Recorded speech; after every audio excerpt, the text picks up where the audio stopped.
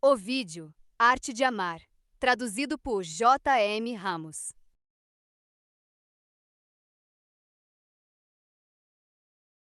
Notas laterais. Cair em seus encantos e esquecer tudo o que se é. Eis o que acontece com aquele que ouve o canto da sereia. Ela não o prende com correntes, o prende com o desejo de permanecer em seu mundo. No mito, o canto da sereia não é uma mentira. É a verdade que os homens anseiam ouvir. E por isso, seguem-na sem hesitar. A sereia não precisa de força. Basta que cante, e o mundo se cala. Lycon Carter. As Leis da Sedução. Texto principal. Criaturas femininas que cantam e acenam aos navegantes, conduzindo-os à ruína. Cantam as glórias do passado. Um mundo de criança, sem responsabilidades nem deveres. Um mundo de puro prazer. Suas vozes são como água, límpidas, fluidas, irresistíveis. Os marinheiros, ao ouvi-las, esquecem o rumo, esquecem o perigo, esquecem a razão, e lançam-se ao mar em busca daquela voz. Tal é o poder do canto da sereia. Ela promete devolver a inocência perdida, a leveza que a vida lhes roubou. E o desejo de recuperar essa doçura é tão forte que os homens seguem-na, mesmo sabendo que rumo à perdição. Assim como os antigos navegantes, o homem moderno também se deixa envolver. Diante da sereia, esquece as distrações, esquece os deveres, esquece o mundo, e segue apenas o que o coração lhe diz. Em parte porque sente algo que vai além da razão, algo proibido, algo perigoso, algo que o faz sentir-se vivo de novo. Por isso, a sereia é tão poderosa. Desperta no homem o que ele julgara perdido, a liberdade de sonhar, a coragem de se entregar. César cruzou o mar por causa de Cleópatra. Marco Antônio esqueceu Roma e o império por causa dela. Um homem, ao render-se a uma sereia, perde o rumo de si mesmo e não se importa.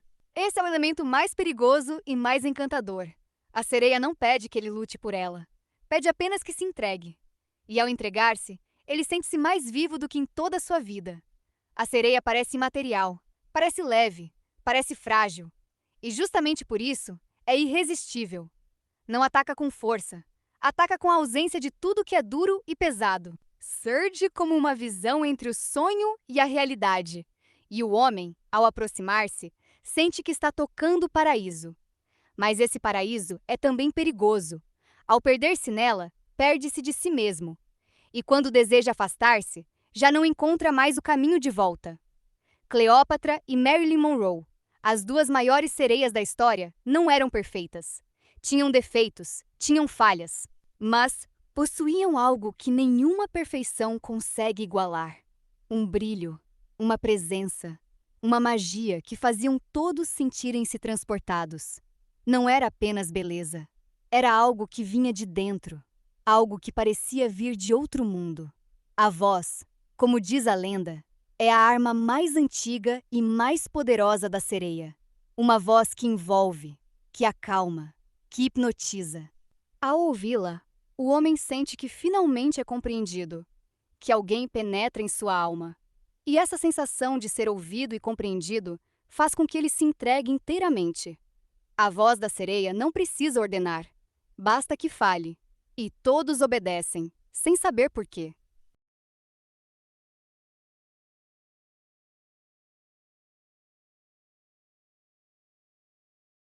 Notas laterais. Texto principal. Acalmar ou despertar o seu filho antes mesmo de que a criança compreendesse o que ela dizia. A voz da sereia possui um tom que toca diretamente o que há de mais profundo e sensível em cada um.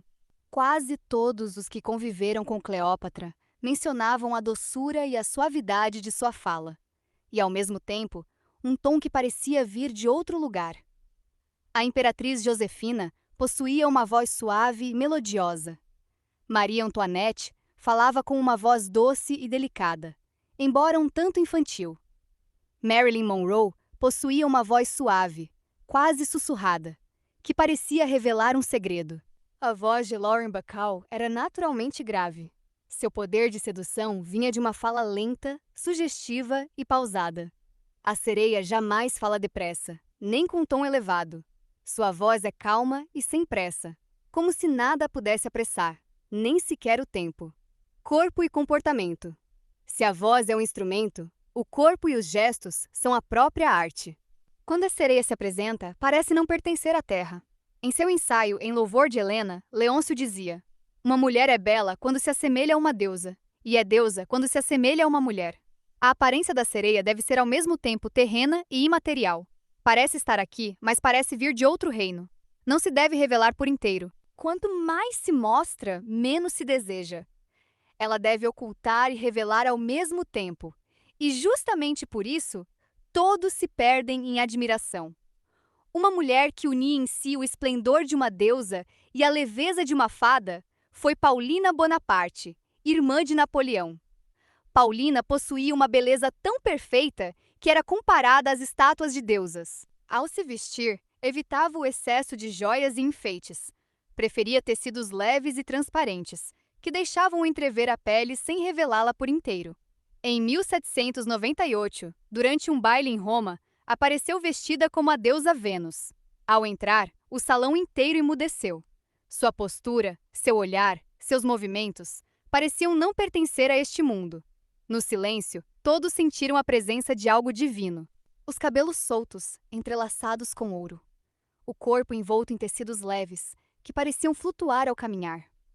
A beleza de sua aparência era tão intensa que o escultor Canova, ao vê-la, exclamou: nenhuma palavra consegue descrever o que vejo. Ela é a própria beleza, viva e em carne.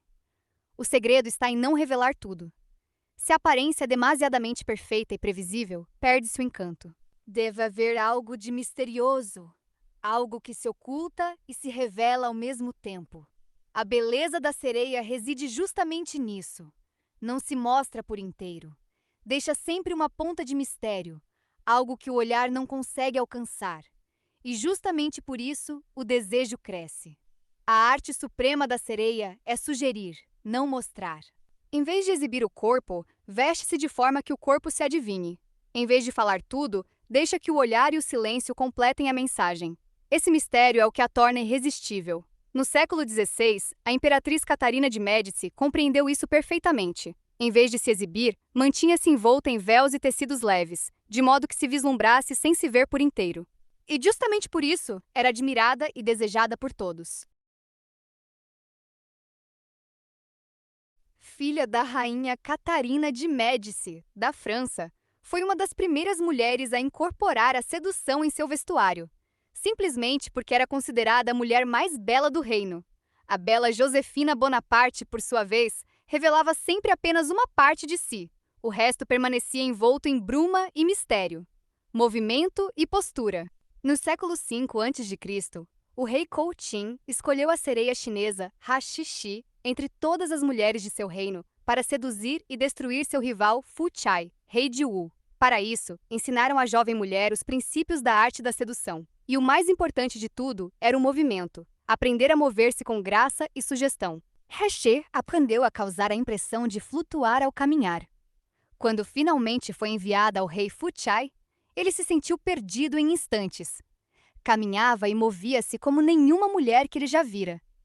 Tornou-se cativo de sua presença, de seu olhar, de seu jeito de ser. Fu Chai amou-a com tal intensidade que por fim permitiu que seu reino caísse em ruínas, e Kouqin pôde marchar e conquistá-lo sem encontrar resistência. A sereia move-se com leveza e elegância. Seus gestos e postura são como a voz, suaves, sem pressa, como se flutuassem.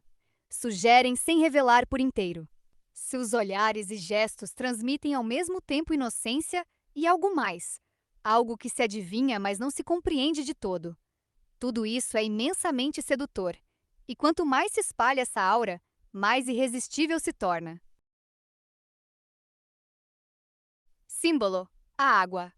O canto da sereia é líquido, fluido e envolvente. A própria sereia é como a água, mutável, sem forma definida, impossível de se aprisionar. Assim como o mar, ela promete aventura infinita e prazer sem fim. Esquecendo o passado e o futuro, os homens seguem na mar adentro, e ali se perdem.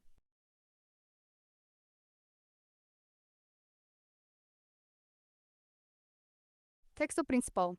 Não importa quão refinada seja a época, nenhuma mulher consegue manter a imagem de ser amada e desejada, sem que também desperte inveja e rancor.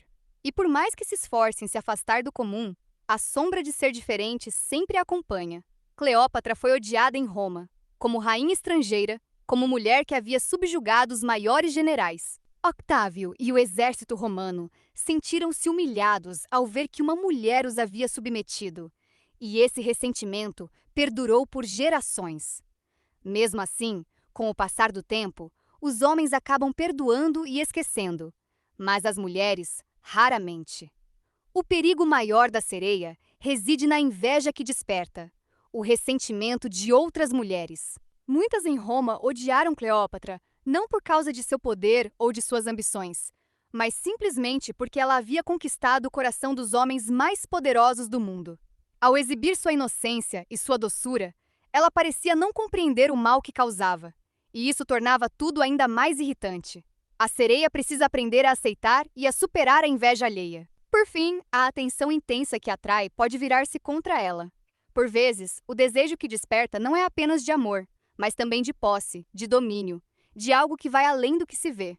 E quando a beleza se desvanece, quando o brilho se atenua, o que resta? A imagem encantada se desfaz. Por isso, a sereia precisa manter-se sempre em movimento, sempre se renovando, para que mesmo quando os olhos já não brilhem como antes, ainda reste algo que não se pode apagar. Cleópatra foi sábia o suficiente para compreender isso. Não se apoiou apenas na beleza. Apoiou-se também na inteligência, na presença, na capacidade de envolver e de fascinar. Por muitos anos, permaneceu jovem em espírito. E à medida que a beleza física começava a esmaecer, sua sabedoria e seu encanto faziam com que parecesse ainda mais bela. Quando a beleza se vai, a sedução que nasce de dentro permanece.